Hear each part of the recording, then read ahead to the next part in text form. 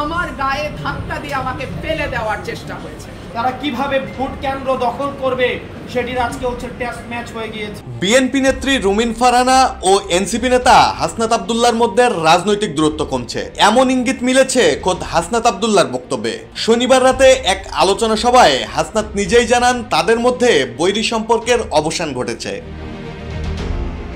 তিনি বলেন, আমাদের মধ্যে কিছু ভুল বোঝাবুঝি ছিল, কিন্তু রুমিন ফারহানা লোক পাঠিয়ে খোঁজ নিয়েছেন, উপহারও দিয়েছেন। এটি একটি ইতিবাচক বার্তা, আমরা স্বাগত জানাই। রুমিন ফারহানা উনি অনেক দিন ধরে রাজনীতি করছেন, আমরা এসেছি, উনি ওনার লোক পাঠিয়েছে যে আমরা ঠিকভাবে আমাদের এখানে কোনো সমস্যা হচ্ছে কিনা, আমাদের জন্য উনি উপহার পাঠিয়েছে।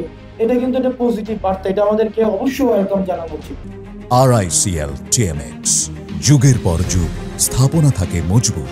সম্প্রতি নির্বাচন কমিশনে এক ঘটনার জেরে দুই পক্ষের মধ্যে সম্পর্কের অবনতি ঘটে। পাল্টাপাল্টি অভিযোগ, সামাজিক মাধ্যমে কড়া সমালোচনার ঝড়, রাজনৈতিক অঙ্গনও ছিল উত্তপ্ত। তবে হাসনাতের নাম না নিলেও বক্তব্যের জন্য পরবর্তীতে টিভি টক শোতে দুঃখ প্রকাশ করেন রুমিন, দেন ফকিন্নি শব্দেরও ব্যাখ্যা।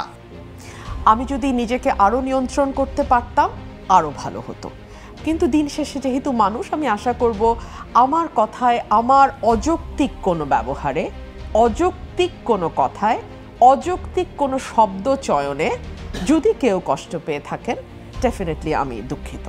এদিকে সাম্প্রতিক ঘটনা প্রবাহে তাদের মধ্যকার টানাপোড়েনের বরফ গলছে এবং একে অপরের বিষয়ে ইতিবাচক ধারণা তৈরি হচ্ছে, যা বর্তমান রাজনীতিতে গুরুত্বপূর্ণ বলে মনে করছেন রাজনৈতিক বিশ্লেষকরা।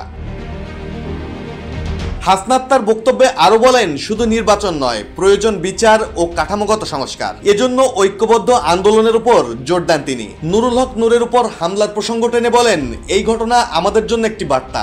সংস্কার না হলে আমাদেরও একই পরিণতির মুখোমুখি হতে হবে।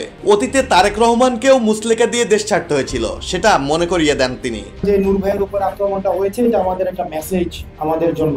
জনাব তারেক জিয়াকে আমরা দেখেছি মুচলেকা দিয়ে দেশ ছাড়তে হয়েছে।